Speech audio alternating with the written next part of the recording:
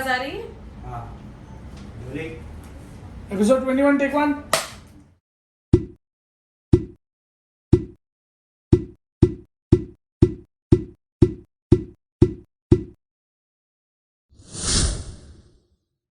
मेरा नाम है अमी शिवराम।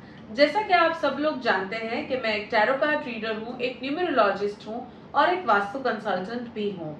हर हफ्ते मैं आपके सामने लेके आती हूँ फाइनेंस मनी का एक नया एपिसोड। फाइनेंस मनी में हम देखते हैं कि अगले हफ्ते स्टॉक मार्केट की परफॉर्मेंस कैसी रहेगी। Sensex, Nifty, bank Nifty, global markets, commodity markets किस तरफ रुख करेंगे।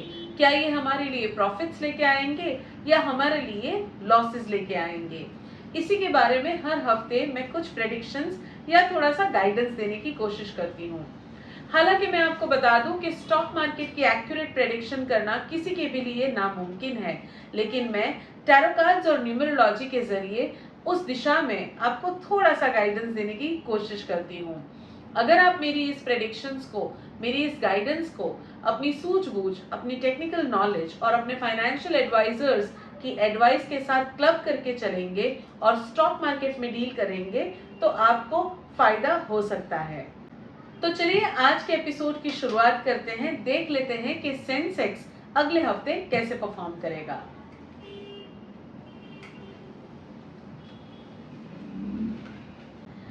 अगर मैं सेंसेक्स की बात करूं तो अगला हफ्ता काफी पॉजिटिव दिख रहा है। ज्यादातर मार्केट्स ग्रीन्स में ही दिख रहे हैं। हालांकि first day of the week यानी 19 सितंबर को सेंसेक्स जो है वो थोड़ा सा पुल बैक दिखेगा, यानी वो इतना ज्यादा फ्री फ्लोइंग नहीं दिखेगा। रेड में जाता हुआ मैं नहीं देख रही हूँ, लेकिन संभावनाएं थोड़ी सी है जहां पे सेंसेक्स थोड़ा सा रेड में जा सकता है और फिर वापस बाउंस बैक करेगा। The rest of the days the Sensex is really looking very good और ज्यादातर ग्रीन्स में ही खेलता हुआ नजर आएगा। अगले हफ्ते के स्टॉक मार्केट में ज्यादातर हमें पॉजिटिव साइंस देखने को मिल सकती है और ढेर सारा इन्वेस्टमेंट देखने को मिल सकता है। यानी अगले हफ्ते काफी ज्यादा लोग सेंसेक्स में इन्वेस्ट करते हुए नजर आएंगे, स्टॉक मार्केट में इन्वेस्ट करते हुए नजर आएंगे, जो ओवरऑल मार्केट को थोड़ा सा अपर ट्रेंड की तरफ लेके जाएगा। अगले हफ्ते जो डेली स्पेक्यूलेटर्स है उनके लिए भी काफी प्रॉफिटेबल है और जो लॉन्ग टर्म इन्वेस्टर्स है उनके लिए भी investments as well as profit booking opportunities लेके आएगा अगला हफ्ता। चलिए अब बात करेंगे निफ्टी के बारे में। देख लेते हैं कि निफ्टी की परफॉर्मेंस अगले हफ्ते कैसी रहने वाली है। अगर मैं निफ्टी की बात करूं तो अगले हफ्ते निफ्टी काफी पॉजिटिव, काफी volatile on the greener side दिख रहा है। From the 5 days of the week there will be only 1 day जहां पे निफ्टी थोड़ा सा खींचा खींचा रहेगा। Otherwise Nifty is going to be really free flowing. जो डेली स्पेक्यूलेटर्स है, जो निफ्टी में ट्रेड करते हैं, उनके लिए अगले हफ्ते ट्रिमेंडस अपॉर्चुनिटीज होगी to trade and to book profits. Long term investors के लिए भी निफ्टी काफी गुड न्यूज लेके आ रहा है।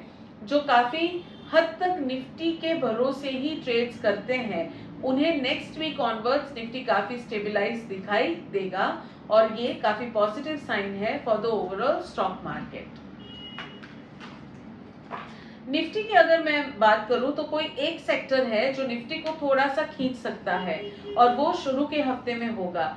यानी कि the first few days, the first 2 days technically of the week next week the Nifty can be underperforming. However Nifty red में नहीं जाएगा, ये मैं देख रही हूँ फिलहाल। चलिए अब बात कर लेते हैं बैंक निफ्टी के बारे में। बैंक निफ्टी अगले हफ्ते कैसे परफॉर्म करेगा। बैंक निफ्टी जो ओपन होगा वो काफी नेगेटिव साइड ओपन हो सकता है, may be towards the red edge well. लेकिन जैसे ही from Monday, in fact the second half of the day से बैंक निफ्टी काफी पॉजिटिवली ट्रेंड करता हुआ नजर आ रहा है। Tuesday, Wednesday, Thursday bank Nifty काफी पॉजिटिव रहेगा। फ्राइडे को वापस बैंक निफ्टी काफी स्टैग्नेंट होता हुआ नजर आ रहा है। बैंक निफ्टी में डेली स्पेक्यूलेटर्स या डेली ट्रेडर्स के लिए इतनी ज्यादा अपॉर्चुनिटीज मैं नहीं देख रही हूँ, लेकिन banking sector as a whole Tuesday, Wednesday और थर्सडे स्टॉक मार्केट को काफी ऊपर की तरफ खींच के लेके जाएगा, ऐसा मेरा अनुमान है। चलिए अब बात कर लेते हैं ग्लोबल मार्केट्स की। ग्लोबल मार्केट्स अगले हफ्ते हमारे मार्केट्स के लिए कैसी न्यूज लेके आएंगे? Global markets look very very demoralising. Global markets में कुछ ऐसी न्यूज, कुछ ऐसी मूवमेंट आ सकती है जिससे हमारे एशियन मार्केट्स को ग्लोबल मार्केट का सपोर्ट ना मिले। ग्लोबल मार्केट्स में डील करने वालों को अगले हफ्ते काफी लॉसेस झेलने पड़ सकते हैं, तो प्लीज किसी भी तरह की trading activity into the global market से बच के रहिएगा। Global markets don't look very promising, global markets look very negative for the week to come. तो प्लीज थोड़ा सा सतर्क रहकर, थोड़ा सा संभाल कर ग्लोबल मार्केट में ट्रेड या इन्वेस्ट करें।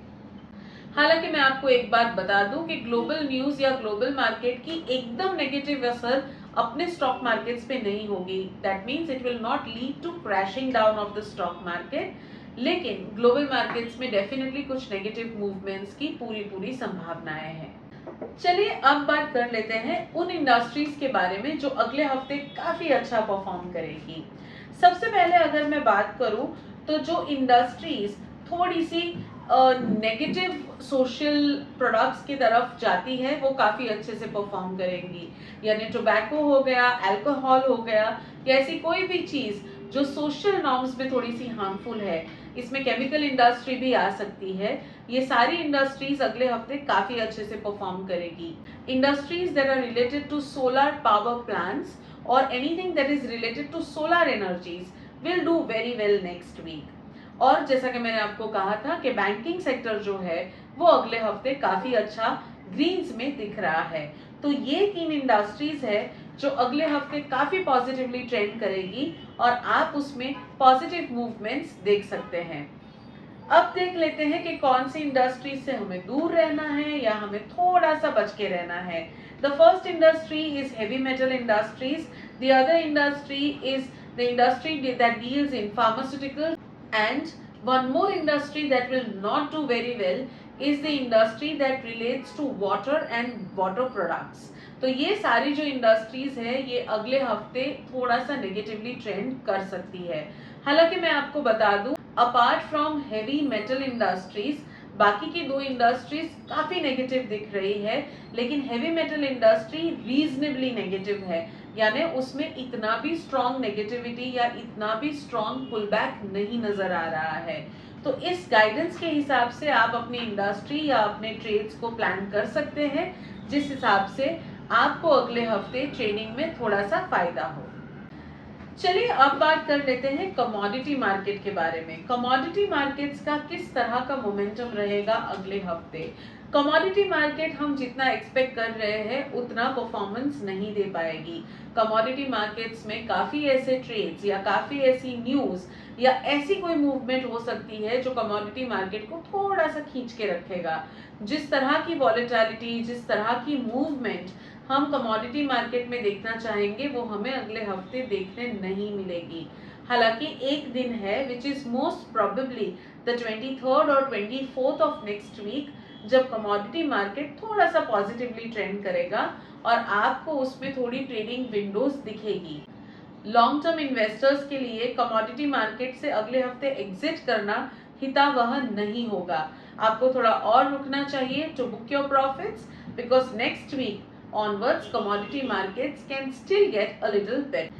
चलिए अब बात कर लेते हैं कि न्यूमरोलॉजिकली अगले हफ्ते कौन से दिन अच्छे रहेंगे और कौन से दिन इतने अच्छे नहीं रहेंगे विथ रिगार्ड्स टू ट्रेडिंग और investments in the stock market. जहां तक मैं देख रही हूँ 19th is going to be very very positive in terms of daily speculations and trading. उस दिन न्यूमरोलॉजिकली आपको काफी फायदा हो सकता है with regards to your daily trades. 20th इतना पॉजिटिव नहीं रहेगा। 21st जो है वो काफी पॉजिटिव रहेगा with regards to long term investments as well as daily speculations. 22nd थोड़ा सा मार्केट के लिए हैवी रहेगा। उस दिन कुछ न्यूज आ सकती है जो मार्केट को थोड़ा सा पुल बैक या थोड़ा सा होल्ड बैक करके रखे। 23rd again is a very good day in terms of daily speculations, daily trades and most importantly booking of profits. तो ये न्यूमरोलॉजिकली ये पूरा जो हफ्ता है उसमें the 19th and the 23rd look very very lucrative, 20th and 22nd may not be very positive for you as far as the stock market goes. अगले हफ्ते if you belong to number 6 आपके लिए काफी positive हो सकता है stock market. यानी अगर आपकी रेट ऑफ बर्थ का पूरा टोटल नंबर 6 पे आ जाता है when broken down to a single digit, तो आपके लिए अगला हफ्ता काफी पॉजिटिव रहेगा in terms of daily trading. For example, अगर आपकी डेट ऑफ बर्थ है 14 सितंबर 1984, तो आप बिलोंग करते हो नंबर 9 को। तो ऐसे ही अगर ब्रेक डाउन करने पर आपका जो नंबर है वो नंबर 6 आता है, तो अगला हफ्ता आपके लिए काफी पॉजिटिव है इन terms of stock market. Number 4 should stay away from daily speculations or any major speculative activity next week in terms of stock market. आपके लिए अगला हफ्ता इतना पॉजिटिव नहीं दिख रहा। चलिए चलते हैं उस सेगमेंट की तरफ जहां पे मैं आपके सवालों का जवाब देती हूँ। अगर आप फाइनेंस वाणी को पहली बार देख रहे हैं तो मैं आपको बता दूं कि आप अपने स्टॉक मार्केट या आपके इन्वेस्टमेंट से रिलेटेड कोई भी सवाल मुझे पूछ सकते हैं और मैं टैरो कार्ड्स और न्यूमरोलॉजी के जरिए आपको उन सवालों के जवाब दूंगी। आपको नीचे दिए गए ईमेल एड्रेस पर आपके पूरे नाम के साथ आपकी कंप्लीट डेट ऑफ बर्थ भेजनी है और आपका सवाल भेजना है। मैं फाइनेंस वाणी के किसी भी एक एपिसोड में आपका सवाल लूंगी और उसके बारे में आपको गाइड करूंगी। आज के जो सबसे पहले व्यूअर है उनका नाम है धनंजय जी। धनंजय जी ने गुजरात से मुझे ये सवाल किया है कि उन्होंने लास्ट 20 इयर्स में जो ज्वेलरी बिजनेस है उसमें काफी ज्यादा पैसा इन्वेस्ट किया है। धनंजय जी जो है वो रिसेंटली एक बहुत बड़ा शोरूम स्टार्ट करने वाले हैं ज्वेलरी से रिलेटेड। उनका ये सवाल है कि उनकी जो पूरी स्टॉक मार्केट की इन्वेस्टमेंट है उसको विड्रॉ करके ये शोरूम के सेटअप में क्या वो उस पैसे को लगा सकते हैं। दैट मीन्स उनका क्वेश्चन है कि क्या उनकी स्टॉक मार्केट की इन्वेस्टमेंट्स को वो अभी लिक्विडेट करे या ना करे। धनंजय जी, आपकी डेट ऑफ बर्थ को मैंने स्टडी किया है और मैं आपको बता दूं कि आपकी जो स्टॉक मार्केट की इन्वेस्टमेंट्स है वो अगले 2 साल तक एटलीस्ट आपको होल्ड करनी चाहिए। टैरो कार्ड्स भी कुछ इसी तरफ इशारा कर रहे हैं कि आपको अभी आपकी इन्वेस्टमेंट को ब्रेक नहीं करना चाहिए। जहां तक आपके शोरूम के सेटअप की बात है, मैं देख रही हूं कि कहीं ना कहीं लोन अंडर प्रोसेस है और वो लोन आपकी सैंक्शन हो जाएगी, तो उस लोन से आप अपने बिजनेस को सेटअप कर सकते हैं। लेकिन आपके स्टॉक मार्केट इन्वेस्टमेंट को ब्रेक करना इस वक्त इतना ज्यादा फायदेमंद नहीं होगा।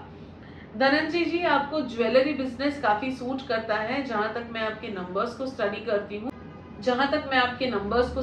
रही हूँ, आप शायद ऑलरेडी कुछ जो सेटअप्स है या शोरूम्स है ओन कर रहे होंगे, और अगर ये एक एडिशनल सेटअप है तो मैं आपको बता दूं कि 2023 will be most positive for you in terms of setting up this business. तो अगर आप अगले 4-5 महीने रुक सकते हैं तो प्लीज रुकिए और फिर वो स्टेप लीजिए।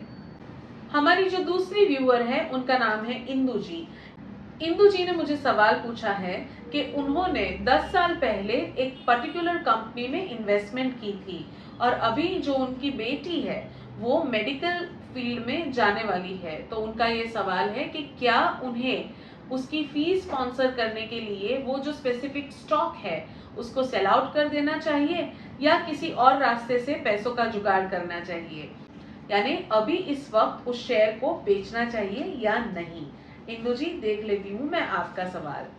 इंदु जी, आप 40% of quantity of that stock sell out कर सकते हैं बिकॉज उसी से आपकी बेटी का एजुकेशन काफी हद तक स्पॉन्सर हो जाएगा, या फिर टेम्पररीली काफी हद तक आपको जितने पैसों की जरूरत है वो उसमें से निकल जाएगा। उसके बाद यानी अप्रैल 2023 के आसपास अगर आप बैलेंस क्वांटिटी सेल आउट करती है तो आपको ज्यादा फायदा हो सकता है। आपकी बेटी के एजुकेशन को स्पॉन्सर करने के लिए मुझे अगला कोई सोर्स दिख नहीं रहा है, इसलिए फिलहाल आपको 40% of the quantity of the stocks अभी बेच देना चाहिए। जहां तक आपके नंबर्स जाते हैं इंदु जी, अगले 3 साल आपके लिए काफी इन्वेस्टमेंट ब्रेक करने का समय रहेगा। वेल प्रैक्टिकली शायद ये आपकी बेटी की पढ़ाई के लिए ही हो सकता है। उसके बाद वापस आपका इन्वेस्टमेंट प्लान जो है वो शुरू हो जाएगा and I see a better financial security from 2026 onwards. Good luck to you. चलते हैं हमारे लास्ट व्यूअर जिनका नाम है अविन जी। अविन जी ने मुझे अहमदनगर से ये सवाल पूछा है। अविन जी के पास अभी फिलहाल कुछ कैश पड़ा है और उससे वो एक पर्टिकुलर स्टॉक खरीदना चाहते हैं। अविन जी का सवाल है कि ये कंपैरेटिवली थोड़ी सी नई इंडस्ट्री है, तो क्या इनको उस इंडस्ट्री में अगले 3 साल के लिए पैसा इन्वेस्ट करना चाहिए, क्योंकि वो अराउंड 200 to 250% प्रॉफिट एक्सपेक्ट कर रहे हैं अगले 3 साल में। अविन जी देख लेते हैं कि क्या आपको वो एक्सपेक्टेड प्रॉफिट मिलेगा कि नहीं। डेफिनेटली आपको इस स्टॉक में इन्वेस्ट करना चाहिए। The only glitch, the only change over here is, आप जो प्रॉफिट एक्सपेक्ट कर रहे हैं वो शायद 3 साल में नहीं होगा, वो 4.5 से 5 साल का टाइमलाइन मुझे दिख रहा है।